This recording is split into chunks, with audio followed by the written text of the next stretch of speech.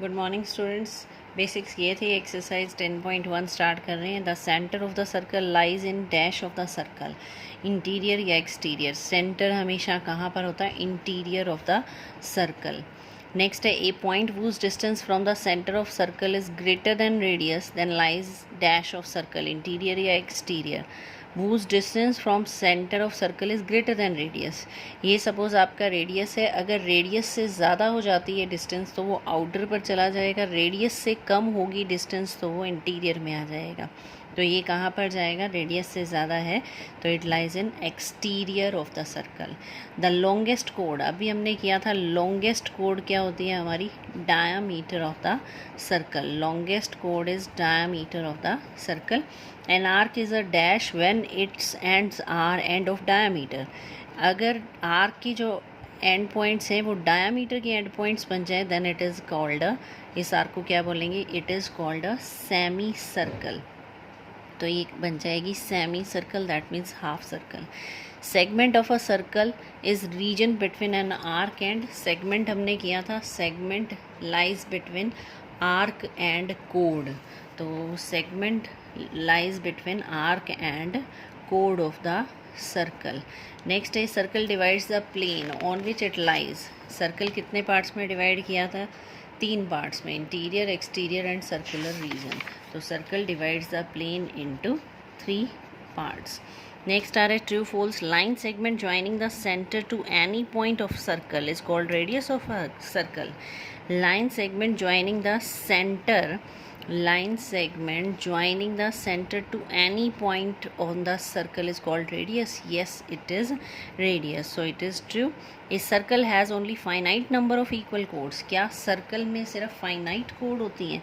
Circle में हमारे पास infinite code होती हैं। कितनी मर्जी कोड आप ड्रॉ कर सकते हो, ऐसे left right up down.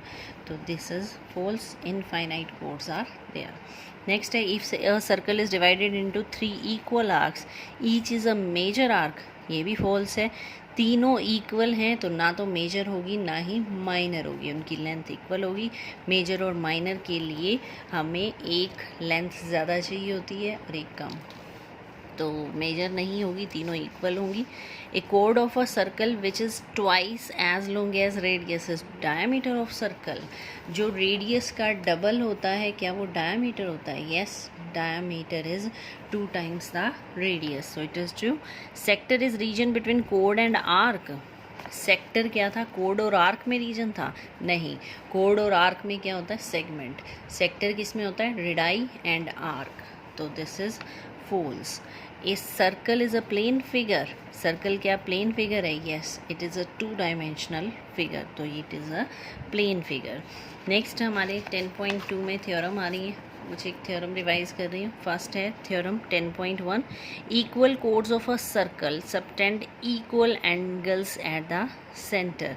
Equal chords of a circle का मतलब 2 कोड इक्वल हैं तो वो सेंटर पर इक्वल एंगल बनाएंगी। यानी अगर आपके पास एक सर्कल दे रखा है और उसकी कोई भी 2 कोड्स इक्वल दे रखी हैं, let us suppose that A B is equal to C D, then they make equal angles at the center of the circle. Equal angle means if AB is equal to CD, then if AB is equal to CD, then angle AOB is equal to angle COD. Implies, यानी अगर A B और C D equal हैं तो centre पर angle equal बनाएंगी। इसी तरह theorem 10.2 है, if angle subtended by the chords of a circle at the centre are equal then chords are equal. दूसरा इसी का रिवर्स है, थ्योरम 10.1 है ये। 10.2 इसी का रिवर्स है। इसमें क्या है? अगर एंगल आपके सेंटर पर इक्वल बन रहे हैं 2 कोड से तो इसका मतलब क्या है? वो दोनों कोड इक्वल हैं। इसी का कन्वर्स है ये। नेक्स्ट थ्योरम आ रही है 10.3, the perpendicular from the centre of circle to a code bisect the code.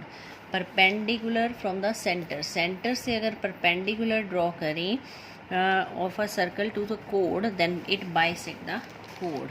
अगर आप सेंटर से किसी भी कोड पर, late A be the code and O be the center of the circle and we draw the perpendicular here, that is OC, is perpendicular to A B, इसका मतलब क्या है, इट बाइसेक्ट द कोड means A C is equal to C B, यानी centre से अगर code पर perpendicular draw करें तो वो इसको बाइसेक्ट कर देगा, बाइसेक्ट कर देगा का मतलब A C is equal to C B हो जाएगा। ये सब यूज़ करेंगे हम एक्सरसाइज में। नेक्स्ट थ्योरम आ रही है, the line drawn through the centre of the circle to bisect code is perpendicular to the code, इसी का कन्वर्स है। 10.3 ये थी, 10.4 इसी का कन्वर्स है। इसमें इसने क्या कहा है, अगर सेंटर से एक कोड पर सेंटर से एक बाइसेक्टर ड्रॉ करें means A C is equal to C B, अगर ये बाइसेक्टर है line, O C is bisector of A B, that means O C is perpendicular to A B, इसी का कन्वर्स हो गया। कन्वर्स मीन्स जो इसमें गिवन था इसमें प्रूव किया, और इसमें उल्टा हो जाएगा, जो इसमें प्रूव किया वो गिवन है और जो गिवन था वो प्रूव किया।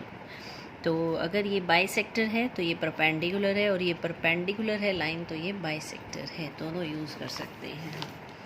नेक्स्ट है theorem 10.5, there is one and only one circle passing through the 3 non collinear points, 3 non collinear point से पास होता हुआ सिर्फ एक ही सर्कल आप ड्रॉ कर सकते हैं।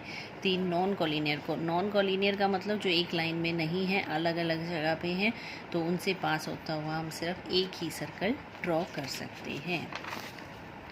नेक्स्ट आ रही है हमारे पास theorem 10.6, equal chords of a circle और ऑफ कॉन्ग्रुएंट सर्कल, कॉन्ग्रुएंट का मतलब जिनका रेडियस सेम है, are equidistant from the centre, जो कोड इक्वल हैं उनकी सेंटर से डिस्टेंस क्या होगी, इक्वल।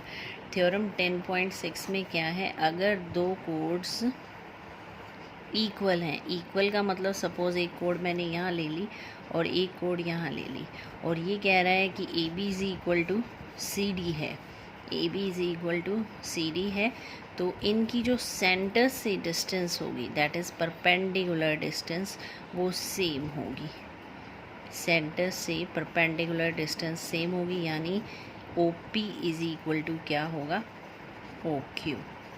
यानी अगर दो कोड्स इक्वल हैं, आपकी कोई भी दो कोड्स इक्वल हैं, तो उनकी सेंटर से डिस्टेंस जो है, यानी ये डिस्टेंस और इधर से ये डिस्टेंस, ये दोनों कैसी होंगी, equal. Two chords are equal then their distance from the centre is same.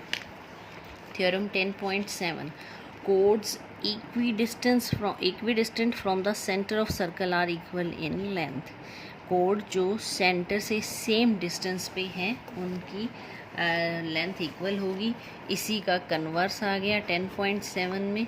इसने क्या कह दिया, अगर सेंटर से दो कोड की डिस्टेंस सेम है, यानी अगर O P is equal to O Q है, that means A B is equal to C D, इसका मतलब क्या है, वो कोड्स इक्वल हैं। क्योंकि अगर आपके पास कोई कोड ऐसी है, यहाँ पर मान लो एक कोड मैंने यहाँ ले ली, एक बिल्कुल नज़दीक ले ली, इसकी डिस्टेंस कम है, इसकी परपेंडिकुलर डिस्टेंस लें तो ज़्यादा है, तो ये कोड आपस में इक्वल नहीं हो सकती, इसकी लेंथ कम है, इसकी लेंथ ज़्यादा है, तो ये दोनों कोड आपस में इक्वल तभी होंगी जब इनकी सेंटर से डिस्टेंस क्या होगी, सेम। तो ये थी आपकी थ्योरम 10.7। नेक्स्ट है theorem 10.8, the angle subtended bye an arc eight the centre is double the angle subtended bye it at any point on the remaining part of the circle. जो angle है वो arc, कोई भी arc जो angle बना रही है centre पर, वो डबल एंगल होगा कि वो अगर किसी और पार्ट पर एंगल बना रही है। जैसे आपके पास सेंटर पर कोई भी आर्क ले ली हमने, यहाँ पर आर्क सपोज़ हमने ले ली पी क्यू, तो पी क्यू जितना सेंटर पर एंगल बनाएगी वो हमेशा डबल होगा angle made at any other part of the circle.